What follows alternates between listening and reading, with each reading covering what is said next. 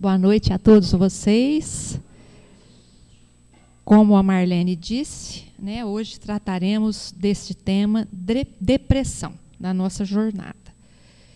Então, vamos lá. Depressão. A gente tem ouvido muito, constantemente, a gente tem ouvido muito falar em depressão. Tanto que essa palavra depressão, às vezes a gente usa de uma forma, vamos dizer assim, corriqueira, como se não fosse importante. Assim, eu tenho lá uma tristeza, eu estou meio triste, acordei meio chateada hoje, aí eu falo, estou depressiva hoje. Né? Às vezes a gente fala, estou deprê, né? Estou down, estou para baixo. Né? A gente utiliza dessa forma essa palavra. Né? E qualquer problema que a gente tenha, qualquer contrariedade, a gente que às vezes trabalha aqui nas triagens ou no atendimento fraterno, muita gente vem trazendo para a gente problemas corriqueiros, problemas que a gente lida mesmo, dizendo-se depressiva, dizendo-se com depressão. Aí a gente fica, assim, às vezes, assustado como que se usa essa palavra assim, tão frequentemente, sem entender o que significa essa palavra depressão, o que significa isso, né? Estar depressivo, ter depressão. Então, vamos lá, né, Nara? A depressão, gente, não é uma simples tristeza. Tristeza todos nós temos, a gente vive no mundo de expiação e prova, então a gente vive numa constante, um sobe e desce energético, então tristeza a gente tem. Uma tristeza, pode ser uma tristeza até intensa, desde que ela não seja longa e duradoura, ela não é depressão, ela é uma tristeza profunda. O desânimo também não é uma depressão. E depressão não é também fraqueza de caráter, porque muitas vezes a pessoa está deprimida mesmo, com depressão mesmo, forte, e as pessoas às vezes a julgam fraca de caráter. Então a pessoa se esconde, se isola, não vai ao médico, porque ela é dita como fraqueza de caráter, preguiça. Então, quando se está com depressão, não tem preguiça. Então, não é preguiça, não é falta de vontade. Se a pessoa está acamada, está deitada, está sem coragem de fazer as coisas, não é falta de vontade dela. Não adianta a gente chegar nela, vamos passear, sai dessa cama, vai fazer isso, vai fazer aquilo. Não é assim, não é falta de vontade, não é falta do que fazer. Muita gente fala isso. Fulano tem uma vida muito tranquila, muito sossegada, não aperta com nada, por isso que fica com a cabeça vazia, é por isso que fica com depressão. Não é falta de fé. Muita gente, principalmente nos círculos religiosos, às vezes comenta isso. Certa feita, eu estava num médico, acompanhando minha sogra, que estava com problema, um médico a respeito de depressão também, e uma pessoa falou que ela não poderia nunca ter depressão. Minha sogra era muito religiosa, foi criada em colégio freira e tudo. Então, vocês percebam o julgamento das pessoas, né? Julga que é uma falta de fé, falta de religiosidade. Então, tem tudo isso envolvido na depressão. Uma que a gente não valoriza e outra que as pessoas não valorizam quem tem a depressão, quem está passando por este problema. Então, o que a depressão é? A depressão é uma doença. O que é uma doença? É uma dor, é um padecimento. Então, a depressão é uma doença silenciosa. Ela não apresenta assim, um exame que possa fazer. Não tem um desarranjo assim, que seja visível, que qualquer pessoa que olhe vai saber que a pessoa está doente. Né? Vai acudir correndo, não é uma hemorragia, não é uma febre, não é nada disso. É uma doença silenciosa, que pode afetar todas as pessoas. Não, as pessoas de todas as idades. Pessoas de todas as idades, inclusive criança. Antigamente a gente não via muito falar em depressão em criança, hoje a gente já vê. Eu acho que é esse mundo muito atribulado, né? E essa depressão, essa doença, ela tem algumas características, ela tem um conjunto de sintomas que caracterizam essa doença. Esses conjunto de sintomas provocam um profundo sofrimento psíquico. A pessoa sofre profundamente psiquicamente, né? O que, por sua vez, leva a alterações comportamentais, porque ela está sofrendo muito psiquicamente, então ela se isola, ela chora, ela perde a vontade, ela perde o ânimo. É como se o mundo perdesse a cor, certo?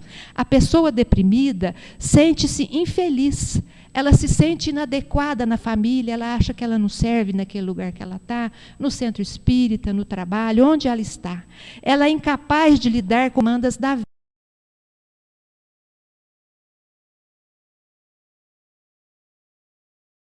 Ela se vê sem esperança, ela não crê no futuro, ela se vê sem futuro.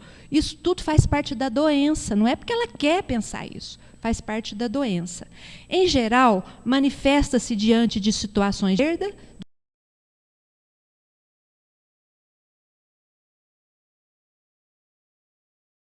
Não é toda pessoa que passa por isso que tem depressão. Certo? Algumas pessoas passam por dificuldades imensas e enormes e não têm depressão. Vamos falar dos sintomas principais. Tristeza, abatimento intenso e prolongado. Como eu falei, não é qualquer tristeza e não é qualquer abatimento. Ele tem que ser profundo e prolongado.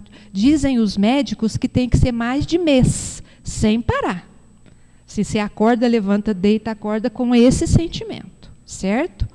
Crises de choro sem motivo aparente. Às vezes a pessoa está bem, não sabe por quê, aquela tristeza, aquela angústia, aquele sentimento. E eu conversando com uma pessoa que tinha depressão profunda, ela falou assim que quando ela acordava, ela sentia assim, aquele choque profundo de quem perde uma pessoa. Quando acorda, que lembra que não tem mais aquela pessoa que faleceu, então aquela dor constante. Então ela acordava já sentindo aquela dor moral profunda, né? Aí a pessoa tem perda de interesse pelas atividades corriqueiras. Ela tem apatia, inércia, desânimo, muitas vezes fica acamada, não quer tomar banho, não quer comer, né? Tudo isso, evidentemente, que a depressão ela tem uma gradação, tem de leve até profunda, né? Ela sente fadiga. Às vezes as pessoas que têm depressão falam assim que parece que estão sentindo que estão carregando o mundo nas costas. Tamanha é a fadiga que ela sente da vida, né, do viver. E ela se isola e, por fim, ela tem pensamentos suicidas. E muitas vezes ela chega ao suicídio por conta desse sofrimento imenso e intenso que ela tem. Certo? Mas a depressão também tem sintomas secundários. Vamos lá. Ela tem pessimismo em relação ao futuro. Imagina você acordar mais de mês, levantar sentindo essa dor e deitar sentindo essa dor, não ter fome, não ter coragem. Então, ela não vê futuro na frente dela. Ela não enxerga que vai melhorar, ela não percebe isso. E muitas vezes ela nem se percebe doente, ela não sabe o que está acontecendo com ela. Ela tem insegurança, porque ela não tem coragem de ir na rua ali, ela passa mal, não é? Ela tem autoestima e autoconfiança reduzida, justamente por isso. Ela não confia em si própria, no seu corpo. Porque o que ela está sentindo ela não faz parte, ela não consegue controlar isso. Né? Ela tem sentimento de culpa, de inutilidade, ela muito irritada, tem dificuldade de concentração, de atenção, tem falhas de memória, às vezes dá branco mesmo, a pessoa está conversando, está falando. Por isso que, às vezes, ela tem que tirar licença do trabalho, porque a atividade laboral dela fica comprometida, porque ela não tem memória, ela tem falha de memória, não consegue concentrar, e ela tem alterações de sono, ou às vezes dorme o dia inteiro, ou às vezes fica dias sem dormir profundamente. É lógico que a gente não fica dias sem dormir, são leves cochilos, né? Alterações de apetite. Então, ela às vezes não come de jeito nenhum e às vezes come muito. Então, ela tem alteração de peso também. Às vezes fica muito obesa ou às vezes muito magrinha, muito, né, debilitada. Então, esses são os sintomas. Depressão, a gente tem ouvido falar muito. É uma doença que eu não sei se ela é diagnosticada mais agora ou se ela existe mais agora, não sei. Então, a professora Aline Campos, da Faculdade de Medicina de Ribeirão Preto, traz essa informação que é grave para a gente. Né? Ela fala que nós somos 7 bilhões e 600 milhões de habitantes na Terra. E desses, 322 milhões são pessoas depressivas. Então, 4,4% da população tem depressão. Mas uma observação importante que ela faz: depressão diagnosticada pelo médico. Então, a gente imagina que, no total, é muito mais. Porque tem muita gente que não procura o médico. Tem muita gente que, às vezes, vai ao médico, mas o médico não faz o diagnóstico correto. Então, a gente imagina que seja muito mais, né? Pessoas que têm essa doença, depressão. Certo? No Brasil, não é diferente. Aliás, é até um pouco maior a percentagem, né? De novo, pela Aline Campos, da Faculdade de Medicina de Ribeirão Preto, ela fala que nós, brasileiros, somos 207 milhões e 600 mil habitantes. Desses, 11 milhões e 600 são depressivos diagnosticados pelo médico. Então, nós somos 5,8% da população que tem essa doença. Então, vocês percebam que é uma doença grave, uma doença que tem se tornado endêmica, comum.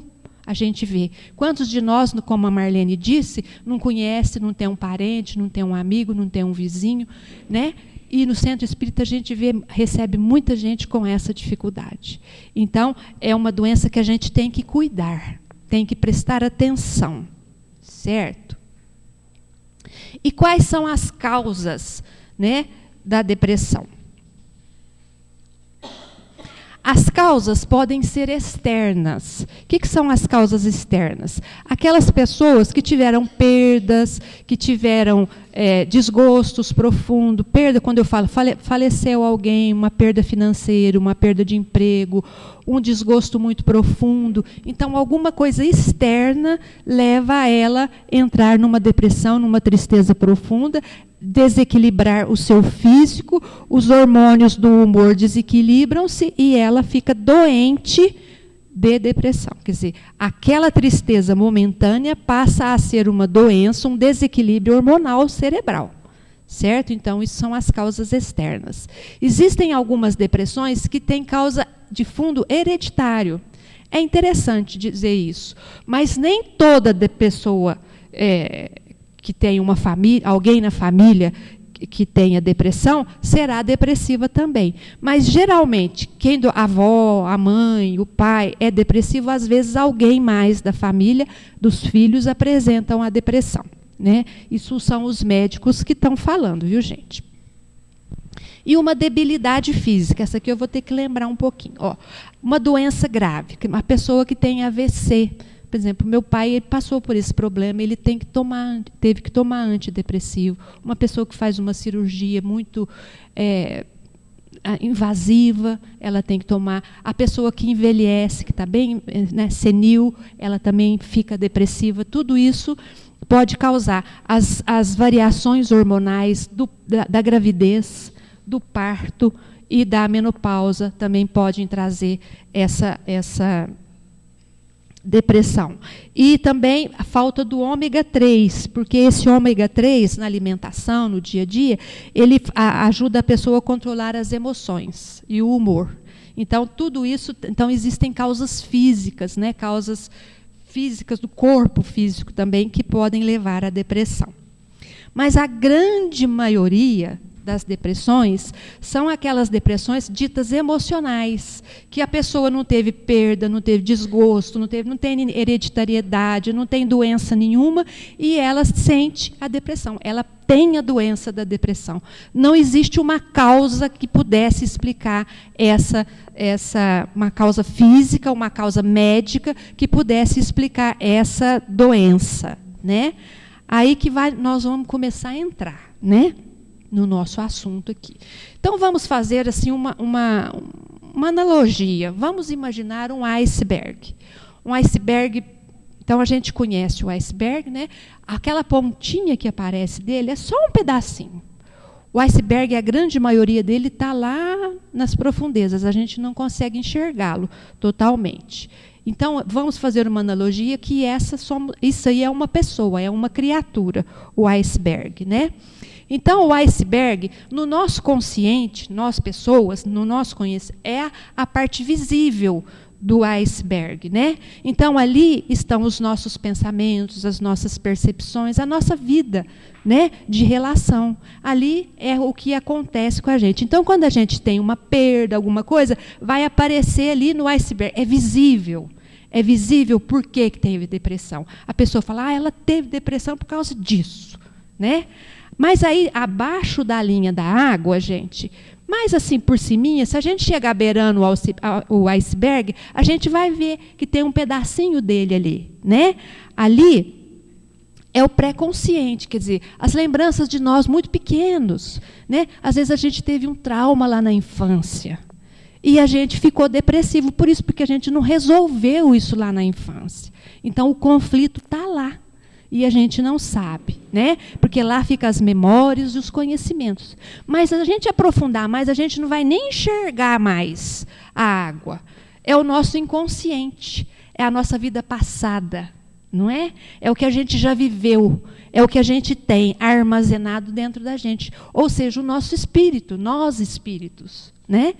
Então, lá tem desejo. Aí eu botei um monte de coisa negativa, mas tem coisa positiva também. Mas como nós estamos falando de sentimento de depressão, são conflitos que levam a pessoa a deprimir-se, né? Então, desejos sexuais inaceitáveis, necessidade, egoísmo, desejos irracionais, impulsos imorais, motivações violentas, medo, experiências vergonhosas. Porque todos nós, indistintamente, já passamos por alguma dessas dificuldades, se não por todas, nas vidas passadas, e às vezes até nessa mesmo, não é?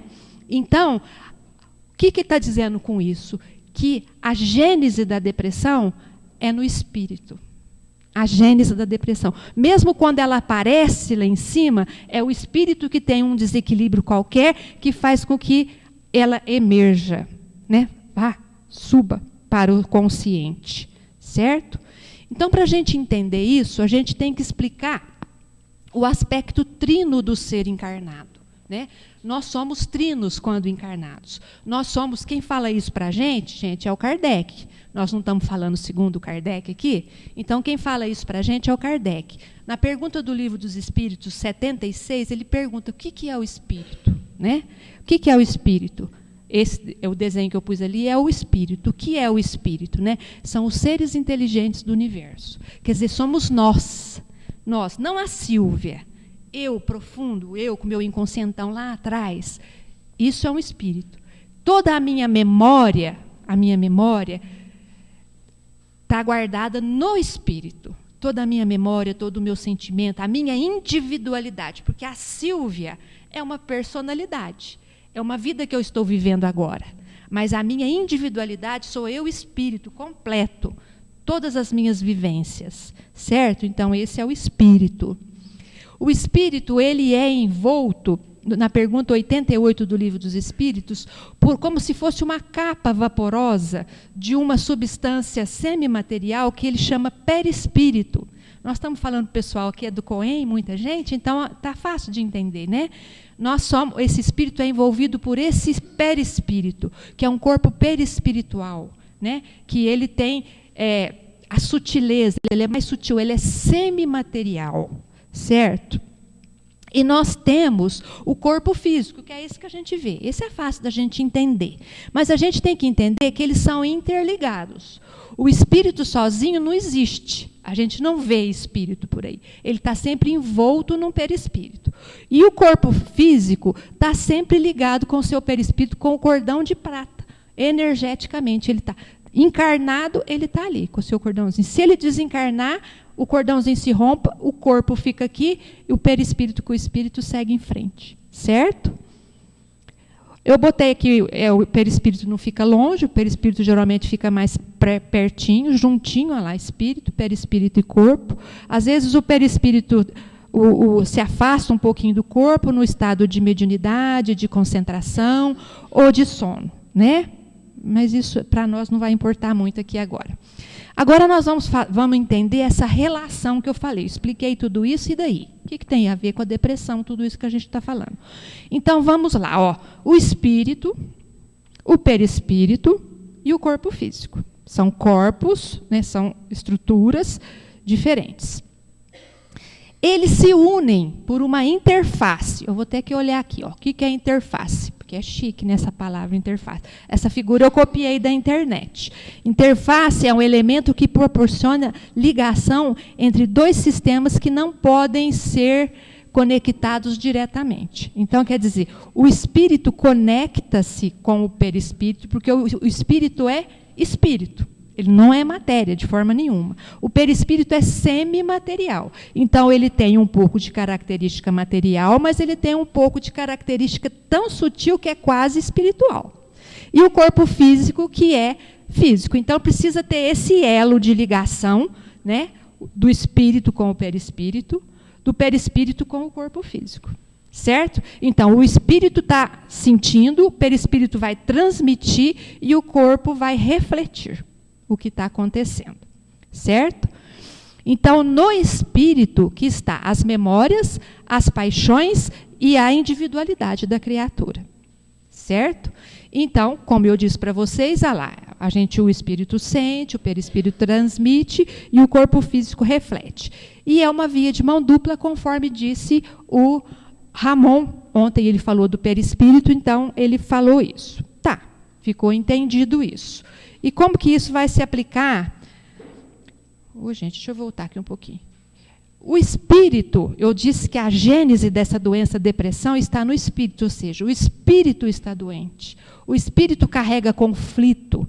Então, ele vai transmitir para o perispírito, que vai refletir-se no corpo físico. Então, o corpo físico vai adoecer, tendo todos aqueles sintomas, essa queda dos neurotransmissores, tudo isso vai acontecer no corpo físico por conta daquela doença do espírito, certo? Aquele conflito do espírito. Bom, então nós já falamos do que é a depressão, dos seus sintomas, de suas causas. Então, a gente sabe que é uma doença grave, podemos dizer até gravíssima, dependendo do grau, né? Pode levar ao suicídio, muitas vezes à morte, pela própria doença. Então, a gente tem que sugerir um tratamento, não é? A gente não veio aqui só para falar que tem isso e aí. O tratamento. Então, vamos lá, gente. O espírito está doentinho. Ele transmite esse conflito, esse sentimento ruim para o perispírito, que energeticamente vai ficar debilitado. O perispírito se debilita e passa essa debilidade energética por corpo físico. E o corpo físico adoece. Então, o que a gente tem que fazer? A gente vai ao médico. A gente tem que ir no médico. Quando está com depressão, tem que ir no médico. Tem que tomar remédio? Tem que ir, porque o corpo está desestruturado, está faltando energia. Aí, curou o corpo, né? A pessoa ficou mais feliz, tomou o antidepressivo, tomou o calmante, ficou mais tranquilinha. Mas o perispírito ainda está com a energia baixa. O que a gente tem que fazer? Passe, né? Passe ajuda. Água fluidificada, né?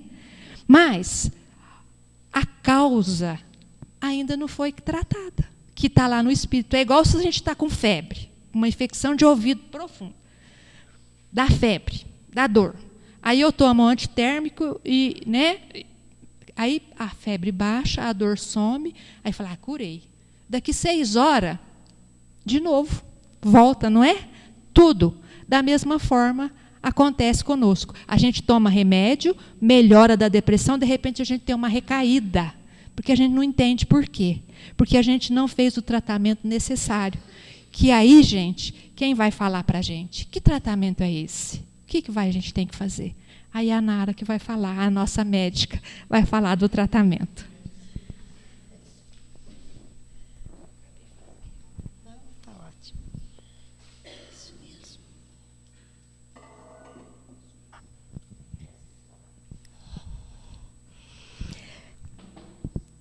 Então, gente, enquanto a barca da nossa reencarnação navega em águas tranquilas, nós somos enriquecidos pela alegria, pelo entusiasmo, estamos todos felizes, muito bom.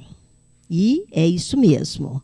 Mas, inesperadamente, nós somos surpreendidos por ocorrências tristes por acontecimentos que surgem na nossa vida e nós nos sentimos assim, desamparados, precisando do socorro divino. É um ser querido que desencarna, são problemas financeiros, derrocadas financeiras que desestruturam a nossa vida material, ou negócios, né, que sofrem alteração.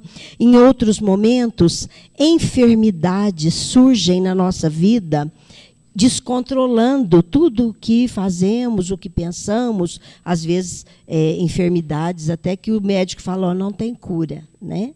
Nós vamos tentar estabilizar, etc. Então, são coisas muito fortes a nos desestruturar, vamos dizer assim. Mas, na verdade, gente, tudo isso são conflitos e transtornos emocionais a nos tirarem alegria e a perturbarem a nossa emoção. E, muitas vezes, nos levarem à depressão. Nos levarem a essa doença tão grave e que precisa ser muito bem considerada e entendida por todos nós, né? Mas, na verdade, gente, todos esses acontecimentos que eu disse fazem parte do programa de iluminação espiritual da humanidade. Ninguém está livre da sua ocorrência. Quem de nós poderíamos dizer assim, não sofreu nada, tem uma vida perfeita, não acontece nada? Ninguém. Por quê? A vida é um verdadeiro desafio. Diz Joana de Ângeles que todos os eventos, os acontecimentos são desafios que fazem parte de um programa de iluminação espiritual. Nós só vamos conseguir atingir a plenitude se passarmos por essas experiências, se conseguirmos vencer esses desafios. São desafios que fazem parte da vida humana, do processo evolutivo da criatura, né? E tais imprevistos nos convocam a fazer uma reflexão sobre algumas coisas importantes na nossa vida, que é encarar a transitoriedade do corpo. Uma das coisas. Vivemos uma experiência terrena, mas somos espíritos e a nossa verdadeira vida é a vida espiritual. Então, esses desafios são para nos despertar, para fazermos refletir sobre isso, né? É também uma reflexão e libertação de eventos ilusórios, porque ainda somos muito materialistas, vivemos muito a vida material. Então, através desses desafios, nós somos estimulados a reconhecer o espírito como imortal, a vermos que essa vida é transitória e que o importante é a vida espiritual. Então, nos libertarmos de eventos ilusórios, porque às vezes nos apegamos muito a isso, né? E o sofrimento, na verdade, ele se apresenta como benfeitor. Credo, falar que sofrimento é bom, benfeitor, é muito ruim isso. Mas numa visão geral, numa visão profunda sobre a vida, sobre a realidade do espírito, nós podemos dizer que ele é benfeitor, porque ele é capaz de despertar a consciência adormecida e propor-nos a visão correta para a caminhada evolutiva. Então, vocês vejam que o sofrimento ele deve ser encarado por nós com uma visão mais ampla e profunda da sua realidade. E a doutrina espírita ela vem nos explicar. Quando vemos lá no livro O Evangelho, a justiça das aflições, e nessa semana nós tivemos, na quinta-feira, uma palestra maravilhosa com o rapaz que fez, e ele falou isso. Ele falou que temos que entender o que é essa aflição, o que é esse sofrimento. Quem quiser vir quinta, eu vou continuar. Na outra quinta, que vai ser a continuação do capítulo do Evangelho, e eu que estou encarregada de falar, né? Dia 27. Então, não é dia 20, é dia 27 ainda. Então, gente, na verdade, nós poderíamos dizer assim, que precisamos então de encontrar o caminho para essa libertação. Porque se isso faz parte, né, do programa, que caminho é esse? Que caminho vamos encontrar para libertar desse problema tão grave que estamos falando hoje, né? Então, agora é a música, viu? Então, nessa música que nós vamos colocar, nós já teríamos uma receita quase que completa para um tratamento da depressão. Mas depois nós vamos falar mais.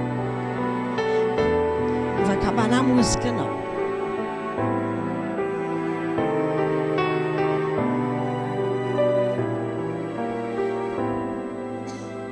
Se quiseres sentir a paz dentro de ti, escuta, meu irmão, faz de silêncio, espera, e volte a primavera na força da oração. Transforma teu soluço em risos de esperança no amanhã que vem. Depois da tempestade surge sempre a bonança, agora ou mais além. Em tua longa estrada só tu tens o poder de transformar espinhos em flores perfumadas, que ao sol da confiança enfeita os teus caminhos. Olhando ao teu redor, verás que almas tristes te pedirão amor. Tua tristeza esquece, sorri, ampara e aquece, seja o irmão quem for. Sofrendo chuva e vento, o trigo doura aos campos, sem falar de sua dor. E quando a nuvem passa, a terra generosa desabotou em flor. Imita a natureza, que se desfaz em luz até o entardecer. E quando a noite chega, no céu acendem estrelas até o amanhecer. Imita a natureza, que se desfaz em luz até o entardecer. E quando a noite chega, no céu acendem estrelas até o amanhecer.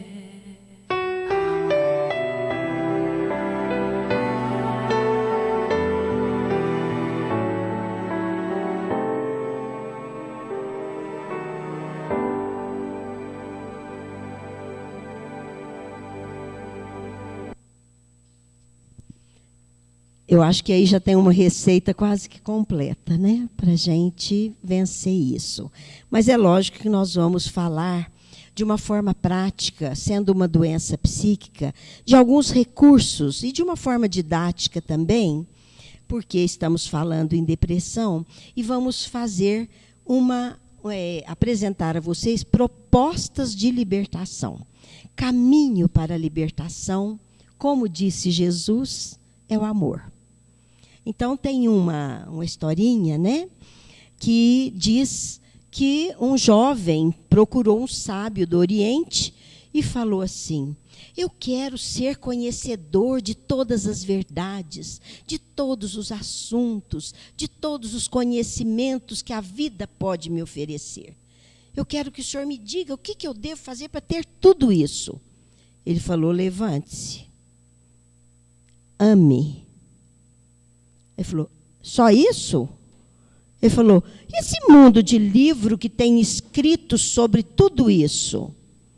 Ame? Só isso? Ele falou, sim. Todos os escritos são para ensinar você a praticar isso. Então, gente, o amor é o grande segredo. É a grande verdade a nos propor. O amor verdadeiro, o amor profundo, o amor que Cristo nos recomendou, né? Quando ele disse, amai-vos uns aos outros como eu vos amei. E que nos ama até hoje, né? Aqui está assentado o grande desafio da criatura humana. Aprender a amar. E eu acrescento, me arrisco a acrescentar, aprender a conviver. Que é a coisa mais difícil que existe na humanidade. Porque a gente ainda não ama. Então a gente fica com raiva da irmã que briga com a gente fica do marido, da esposa, daquele que trabalha com a gente, que espicaça. Então, quando nós vamos ampliando a nossa visão da realidade, da vida, e coisas que nós vamos falar aqui agora, muda. E quando a gente for apreendendo esse sentimento verdadeiro de amor, de amar, nós vamos, lógico, evoluir, né? Que é a condição dos espíritos elevados que nos oferecem como exemplo. Mas na questão, porque estamos falando de depressão, então quando a pessoa sente isso, o primeiro passo é esse, né? E serve para todos nós, independente de ter depressão, né, Silvia? E a gente pegou uma pergunta do Livro dos Espíritos que fala, né? Que a questão 922, há uma medida comum de felicidade para todos os homens? Porque a pessoa que se sente depressiva, eu sou infeliz. Nada é bom para mim. Não quero nada, não quero ver nada, não quero. Nada tem graça. Não é isso que a gente ouve as pessoas falarem? Aí Kardec perguntou. E ele diz a resposta dos espíritos: para a vida material, aposto necessário. Para a vida moral, a consciência tranquila e a fé no futuro. Então ele foi assim profundo, já falou do espírito, né? Para a vida material, aposto necessário. Mas aí a gente tem que estudar mais isso, porque Kardec falou: o que é necessário? Eu preciso de 2 carros ou preciso de 1? Aí ele vai falando, né? O que é o necessário, o que é o supérfluo, e que Deus nos deu todas essas experiências para desenvolver, nos deu a razão para, em todas essas experiências, conseguirmos estabelecer o equilíbrio entre o necessário, o supérfluo, etc. Mas não é assunto para hoje. Para a vida moral, consciência tranquila e fé no futuro. Então, ele foi direto a condições necessárias ao espírito, né? Então vejam que já a doutrina espírita, dando-nos a condição de seres imortais, essa consciência, essa noção de que somos seres que vamos continuar a vida além dessa, já muda tudo, já muda a nossa a fé no futuro, né? Consciência tranquila. E aí, muito bem, então falando então de uma forma didática, nós vamos fazer uma proposta de libertação íntima. E vamos, nessa proposta, dizer que vamos usar algumas estratégias de ação. Em 4 dimensões, a reforma íntima. O que vamos falar hoje. Quais são essas dimensões? Para a primeira coisa, a nossa reforma íntima, quer dizer, modificar aquilo que estamos precisando consertar, né? Conforme a proposta de Kardec. Consciência tranquila, fé no futuro. Então, vamos lá, né? Quais são as 4 dimensões da reforma íntima? Corpo, mente, coração e espírito. Nós pegamos isso de um autor, evidentemente. Tem pessoas que falam, não, seriam só 3, né? Corpo, mente, que é o espírito, né? E o coração, o sentimento. São propostas didáticas. Nós vamos abordar essa, porque é o autor que nós escolhemos. Então, vamos ver. Do ponto de vista do corpo, como poderíamos realizar a nossa reforma íntima? Do ponto de vista do corpo. Todo mundo sabe isso, não precisa te falar. Atividade física, né? todos temos que fazer exercícios. A prática de exercício vai liberar endorfina, que é uma enzima que vai trazer bem-estar. Nós temos que beber bastante água, temos que liberar nessas toxinas que todo dia vão prevenindo as nossas doenças, que todo dia nós ingerimos. E praticar respiração consciente, fortalecendo as nossas vias respiratórias e aliviando o estresse. Alimentar-se corretamente, porque nós não temos que ficar fazendo nenhuma dieta maluca. Tem gente que faz dieta maluca. Em alimentação, moderação, educação ao se alimentar. Não precisa fazer dieta maluca nenhuma. Se a gente tiver educação alimentar, nós vamos emagrecer. Nós vamos controlar a nossa alimentação, né? A palavra é essa. Ter horário para dormir, porque o sono faz bem, né? Um processo reparador das energias físicas. E, finalmente, evitar os vícios. Fumo, álcool, drogas, evidentemente. Então, para o corpo é fácil, né? Fazer uma reforma íntima, não é, gente? A gente já está até, de certo, fazendo por aí, né? Então, muito bem. Mas falando em depressão, nós estamos falando de uma doença, vamos dizer assim, sobretudo psíquica. Uma doença que afeta, igual a Silvia falou. Às vezes você faz o exame e não dá nada, a pessoa não tem nada. Ela não é detectada materialmente, fisicamente. Mas é uma doença que está aí presente. Para a mente, o que a mente precisa? Segundo o autor, conhecimento. Então, já Jesus disse: conhecereis a verdade vos libertará. E é através do conhecimento que nós nos tornamos capazes de conhecer as verdades do mundo. Então, nós vamos ter a teoria, vamos ter a resposta aos questionamentos. Então, para a mente, é o estudo, é o conhecimento, e nós temos que sempre aprender algo novo. Quando nós aprendemos algo novo, nós estimulamos as nossas conexões neurais e fortalecemos a nossa capacidade de aprendizado. Mas não são só os médicos que dizem isso. Kardec disse: amai-vos, eis o primeiro mandamento. Instruí-vos, eis o segundo. Porque para eu entender por que devo amar, eu preciso do conhecimento, eu preciso saber das coisas. Devo ter as respostas, né? Então, praticar a leitura, desliga de vez em quando a TV, o celular, o computador, né? E pega um livro. O hábito de ler faz muito bem, proporcionalmente a capacidade criativa e estimula a memória, a nossa capacidade de concentração, tudo isso a leitura faz.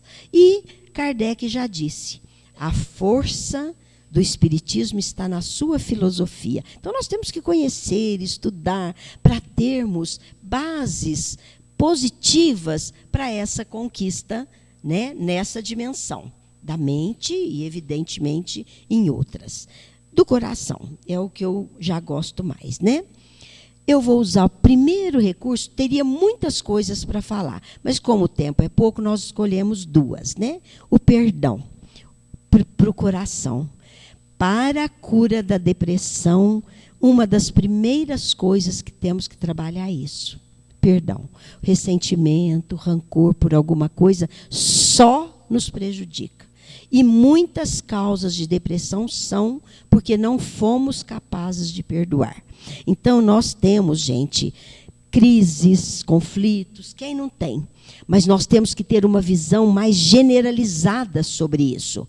Primeiro, nós temos que encontrar elementos que nos tornem capazes de compreender a situação. Por isso que a doutrina espírita é tão eficaz sobre esse ponto. Porque nos explica, ora, se você passa por uma situação, não fica dando de vítima, não. Você tem comprometimento com aquilo. Não fica lamentando e jogando a culpa no outro. Isso nos possibilita ver o outro sob um outro aspecto, sob um ponto de vista diferente. Né? Por que eu fico acusando o outro? Eu estou comprometido com aquela situação. Não é? Isso nos ajuda a entender e aprender a perdoar. Né? E mais, quando acreditamos que cada ser humano é capaz de resolver seus dramas e é responsável perante seus feitos na vida, nós aceitamos mais facilmente que cada um se comporte como queira. Cada um tem direito, somos espíritos livres. Porém, a nós interessa nós mesmos, já que queremos nos livrar da depressão, ou queremos crescer, queremos evoluir, queremos nos melhorar. Mas o que motiva com maior facilidade e que nos faz entender a dinâmica do perdão é nós termos essa clareza que perante a lei divina tudo está certo. Olha que interessante. Kardec fala isso. Tudo está certo. Ninguém é vítima, ninguém é coitadinho. Estamos passando por processos necessários de expiação, de provas, de aprendizado que necessitamos. Agora, todos estamos submetidos à lei. Se alguém faz alguma coisa que está fora, ela vai responder, assim como nós estamos respondendo. Isso nos ajuda a entender a dinâmica do perdão. E a mais eficiente técnica de perdoar é retomar o vital contato conosco mesmos. O que eu sou, o que eu posso fazer e o que eu quero para mim. Esse é o maior processo. Eu quero ficar guardando rancor daquilo, me fazendo mal, ou eu quero me libertar? Então, esse contato com a gente mesmo, que começa com o auto-perdão, porque é importante, não vou ficar me culpando, vou trabalhar meus sentimentos, as coisas que aconteceram, vou orar por aquelas pessoas, ou vou orar por mim também, pelos erros que cometi, ou seja, antes ou não me lembro, etc. Então, isso vai ajudando na dinâmica do perdão. Então, nós temos controle, somos capazes de controlar os nossos sentimentos. Né? Somos capazes de entender e ter esse domínio sobre os nossos sentimentos. Isso nos ajuda a aprender a técnica do perdão, ou entender a dinâmica do perdão. E o outro que eu escolhi, que relaciona-se ao coração, aos sentimentos, é a humildade. A humildade, nós sabemos... Clica mais uma vezinha. Isso, a humildade. A humildade, gente, é uma virtude de difícil aquisição, porque ela exige de nós que nós temos que superar instintos que ainda dominam a natureza humana. Nós somos orgulhosos, a maioria de nós. Nós ficamos melindrados quando somos chamados a atenção. Nós, quando alguém fala alguma coisa da gente ou nos critica, a gente fica irritado, não é? Então, Emmanuel, que eu mais gosto dessa definição é a de Emmanuel. Ele diz assim: a humildade não está na fome, na miséria, na nudez, na carência, não. Ela está, sim, na pessoa que, tendo todo o direito de analisar, de julgar, de condenar, de reclamar e de exigir, apenas abençoa. Olha que lindo. Eu tenho direito, eu posso, mas não preciso. Então, é a humildade. E nós vamos passar a outra dimensão, que é a dimensão do espírito, né? Então, a primeira, nós consideramos o trabalho. Gente, hoje a própria ciência nos mostra que o trabalho, ele é uma terapia para a humanidade. E, evidentemente, por isso que ele está colocado entre as leis morais, as leis divinas, né? E hoje nós temos a ciência nos dizendo da importância da laborterapia ou da terapia ocupacional. Então, já é o primeiro recurso para um tratamento da depressão. E serve para todos nós, mesmo que não tenham depressão. Por quê? É tão importante o trabalho em nossa vida, porque ele é o grande auxiliar desse processo transformador, evolutivo da criatura. E ele promove o progresso pessoal e o progresso à nossa volta. Então, quando nós compreendemos o valor do trabalho, vamos fazer como os espíritos elevados. Eles amam tanto o trabalho que para eles é um lazer. Então, quando a gente compreender isso e fizer isso, a gente não vai mais trabalhar, gente. Vai só ter lazer. porque o trabalho será um lazer. Né? O estado de compreensão e da importância do trabalho. Né? Então, seja ele braçal, intelectual, ele é sempre, ou o trabalho voluntário, ele é sempre benéfico ao espírito. E, sobretudo, nos casos de tratamento, por exemplo, da depressão e de outras doenças. E, sobretudo, o trabalho voluntário. Esse, então, é o melhor. Porque a pessoa doa de si sem esperar retribuição, sem esperar remuneração e etc. Né? O outro aspecto da dimensão do espírito é a disciplina. Eu não tinha até posto trabalho, porque eu acho que disciplina já é trabalho, né? Mas depois eu achei importante colocar. Então, a disciplina, gente, que virtude é essa? Disciplina. Disciplina é, no meu ponto de vista, a capacidade que a criatura possui de cumprir os seus deveres. Na hora certa, vai envolver critérios de tempo, de necessidade, o que precisamos fazer, e, sobretudo, de responsabilidade. Isso é ter disciplina. E é uma das virtudes muito difíceis ainda de nós desenvolvermos, porque ela traça linhas diretivas vigorosas. É como se trabalhasse aquele diamante bruto que somos para trazer o brilho, né, de libertá-lo dessa imperfeição e mostrar o seu valor. Disciplina é impositivo de crescimento moral, é fomentador de progresso, é base de paz e ninguém pode dispensar. Então, a disciplina é uma coisa muito difícil. Ter horário para as coisas, sabermos lidar com as situações, termos responsabilidade naquilo que temos que executar. Então, a gente tem que começar, nós que ainda somos imperfeitos, começar cumprindo aquilo que é a obrigatoriedade, vamos dizer, do nosso dia a dia, né? Cumprindo os pequenos serviços, as pequenas tarefas que nos compete para desenvolver a disciplina para realizar grandes tarefas diante da humanidade. Então, ela vai chegar a um momento que ela vai nos proporcionar, né? Porque ainda a disciplina para nós é uma pesada canga, mas se nós formos insistindo, ela chegará a um estado iluminativo que nos permitirá a plenitude e o gozo da harmonia, júbilo pessoal e por ter produzido e conseguido. O outro item para o espírito é a oração. Ontem o Mário deu alguns tratamentos, né, para a obsessão, e muitos estão sendo repetidos, porque é para o espírito e, sobretudo, para os casos de tratamento. Então, gente, a oração é o grito emocional na hora da aflição. Não é? A oração é isso.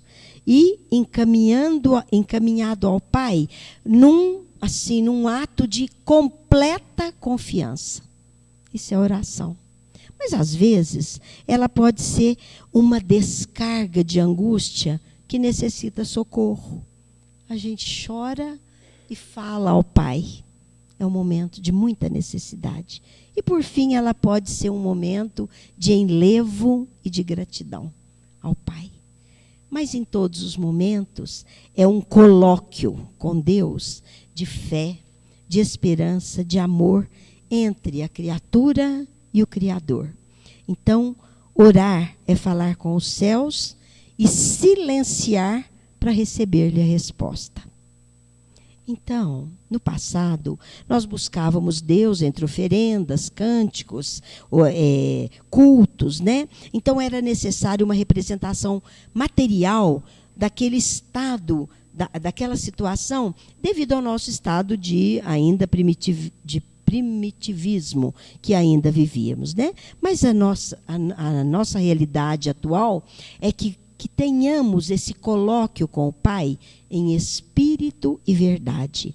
Então, voltar-se para dentro de si mesmo significa que a vida exterior deve ser o reflexo daquilo que sentimos.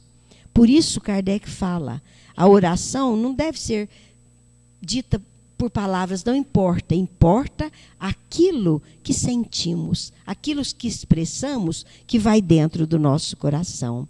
Então, é imprescindível compreendermos isso, apesar de ver a realidade do mundo que nos cerca, né? Então, a nossa percepção vai se desenvolvendo e nós vamos compreendendo a diferença do real e do imaginário.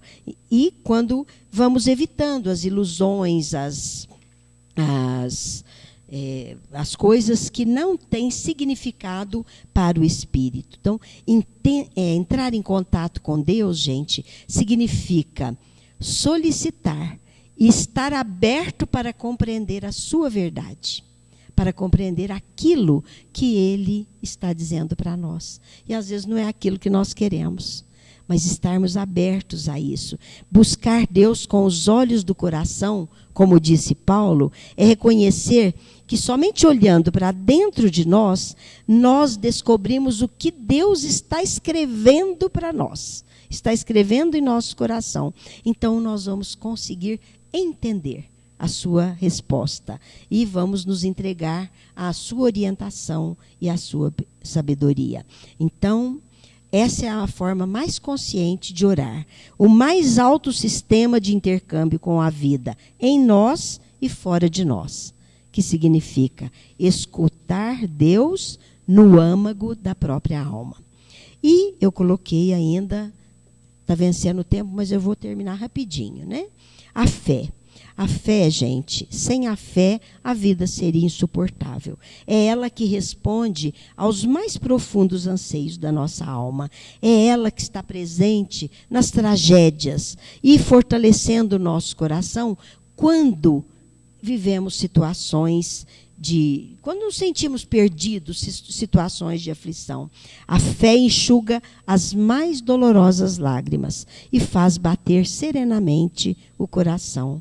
Ela é a palavra de silêncio e a resposta do Criador para a alma que chora de dor. A fé está fundamentada na certeza absoluta que Deus está conosco, que Deus está presente em todos os fatos da nossa vida. E essa convicção inabalável vai se desenvolvendo à medida que vamos conhecendo os nossos sentimentos e estabelecemos essa ligação com o Pai. E por isso Kardec disse, a fé precisa ser raciocinada. Nós temos que saber, entender tudo isso, né?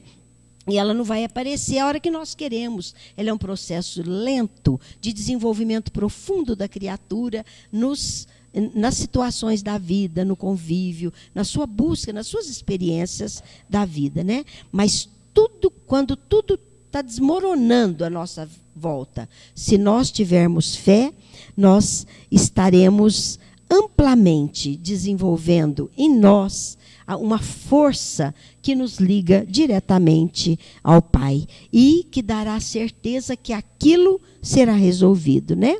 Às vezes o caminho surge negativo, nós achamos que as coisas não estão acontecendo do jeito que pensamos, né? Mas se tivermos fé, nós vamos entender que aquelas ocorrências são sempre situações positivas para vencermos aquele momento, aquele acontecimento e alcançarmos o bem que é destinação de todos nós. Porque o Pai nos ama, o Pai Ele é misericordioso e Ele nos oferece tudo isso. Então nós nascemos, já concluindo, nós nascemos, crescemos e somos seres únicos no mundo. Em toda parte não há ninguém igual a nós, né? Por isso, aquele que está envolvido na depressão, ou aquele que tem alguém que vive essa situação, pense que o principal compromisso da criatura é com ela mesma. O principal compromisso nosso é conosco mesmo.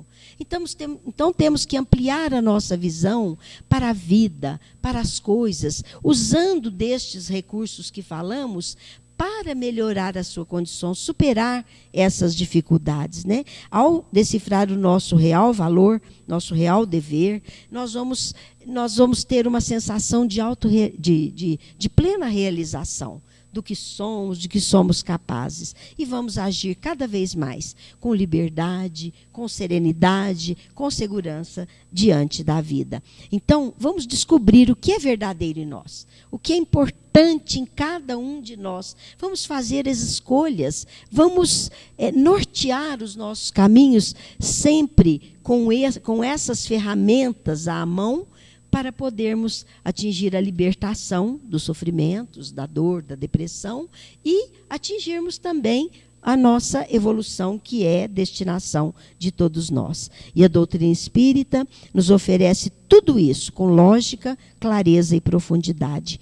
O professor Rivaio, ao trazer para a França a crença, a ideia do espírito imortal, faz nascer nas almas a compreensão da verdadeira natureza do homem, restaura a concepção de reencarnação e estabelece como caminho indispensável para a evolução humana 3 elementos fundamentais que farão a modificação na sociedade planetária: igualdade, liberdade e fraternidade.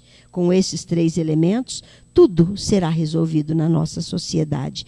E por isso, o que ocorra em nossa vida, lembremos sempre, os recursos estão à nossa volta, estão à nossa mão. E que acima das forças humanas paira a eterna e a infinita misericórdia do Pai Celestial. Que Jesus nos abençoe sempre.